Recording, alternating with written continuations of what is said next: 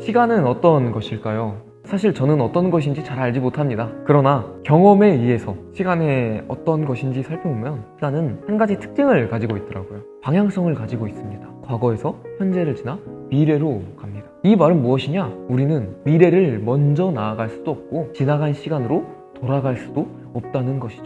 사람들은 미래를 궁금해합니다. 왜 미래를 궁금해할까요? 마치 우리가 미래로 걸어 나아가는 것이 아무것도 보이지 않는 앞을 향하여 발걸음을 내딛는 것과 비슷하기 때문입니다. 두려운 마음이 생기죠. 그래서 미래를 더 열심히 알고자 합니다. 그러나 우리는 결코 미래를 알지 못합니다. 그래서 우리가 택한 방법은 과거로 돌아가는 것입니다. 과거에 어떠한 길을 지나왔는지, 그리고 우리가 지나고 있는 길은 어떤 길인지, 그리고 우리가 지나갈 것만 같은 길은 어떠한 길인지 유추함으로 우리는 미래를 대비하고자 합니다. 그래서 우리는 과거로 돌아가기 시작했습니다.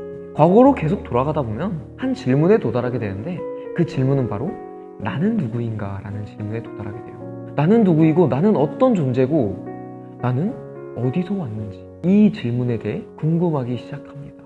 그래서 많은 학자들이 말하기를 모든 것의 시작은 한 점에서 시작되었다고 말합니다. 태초에 한 점이 있었고 이 점에는 모든 에너지가 들어있었는데 어느 날 이 에너지가 폭발을 일으키고 이 폭발은 너무나 커서 공간을 만들고 시간을 만들어냈다고 해요. 그래서 이 폭발의 이름을 빅뱅이라고 합니다. 그리고 우리의 존재는 이 빅뱅을 통한 빅뱅에서 나온 어떠한 존재로 여기게 돼요. 그러나 이 빅뱅의 핵심은 우연히입니다. 이 폭발도 우연히 일어났고 그 가운데 생겨난 우리도 우연히 만들어졌다고 합니다. 우리는 우연히 만들어졌을까요? 아니요, 우리는 우연히 만들어지지 않았습니다.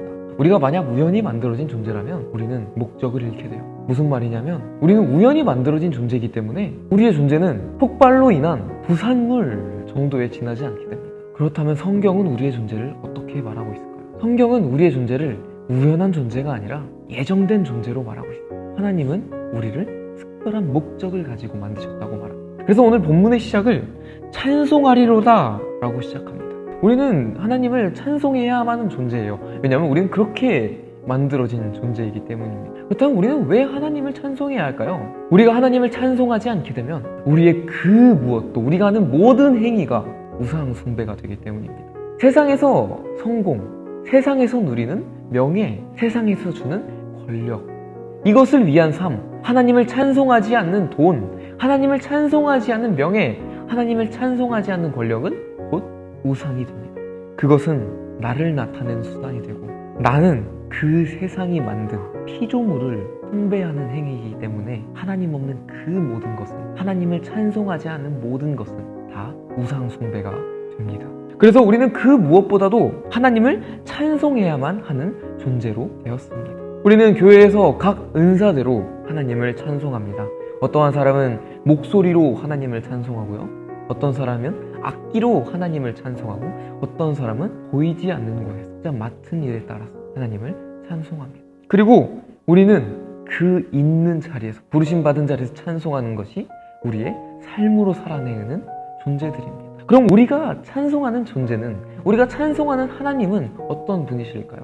하나님이라는 말은 당신은 만물을 지으신 이시오, 만물을 다스리시는 이십니다 라는 고백과 같습니다. 우리가 찬송드리는 분은 오직 여호와 하나님 한 분이십니다. 또 그분은 예수 그리스도십니다. 예수 그리스도는요, 우리가 결코 나아갈 수 없는 하나님으로 나아가게 해주는 유일한 길입니다. 그래서 성경은 만물이 예수 그리스도로 말미암고 우리는 역시 그리스도로 말미암아 되어진 존재라고 말하고 있습니다. 예수 그리스도는요, 죄악 가운데 있는 우리를 구원하신 우리의 생명 되신 우리의 주인이 되십니다.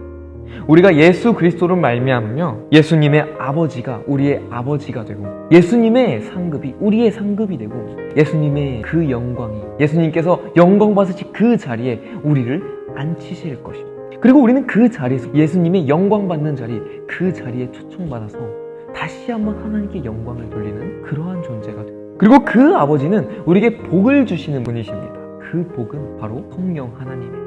세상의 복은 물질적인 복이고 세속적인 복이지만 하나님께서 주시는 복은 영적인 성령 하나님의 복입니다. 성령 하나님이 우리에게 어떠한 것을 하실까요? 성령 하나님은 우리에게 물질도 주시고 위치도 주시고 자리도 주시고 명예도 주시고 모든 것을 주십니다. 그것을 왜 주실까요? 그 자리에서 하나님께 영광 돌리는 삶을 위하여 우리에게 모든 것을 허락하십니다. 그리고 모든 복은 예수 그리스도로 말미암아 이루어집니다. 다시 한번 여러분들에게 질문하겠습니다. 여러분은 어떤 존재신가요? 세상의 존재신가요?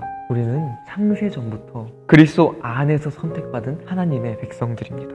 그리고 하나님의 백성은 거룩하고 흠없는 자들입니다. 그래서 우리는 우리가 부름받는 이유를 여기서 알 수 있습니다. 우리가 창세전부터 부름받은 이유는 우리가 거룩하고 흠없고 구별된 자로 살아서 하나님께서 영광받게 하시기 위한 그런 삶을 살아내는 존재로 우리는 부름받았습니다. 때로는 힘든 일도 찾아옵니다. 힘든 시간도 찾아오고요. 그러나 자신이 어떠한 존재인지, 나의 목적은 무엇인지, 내가 만들어진 목적은 무엇인지 결코 잊지 않길 바라겠습니다.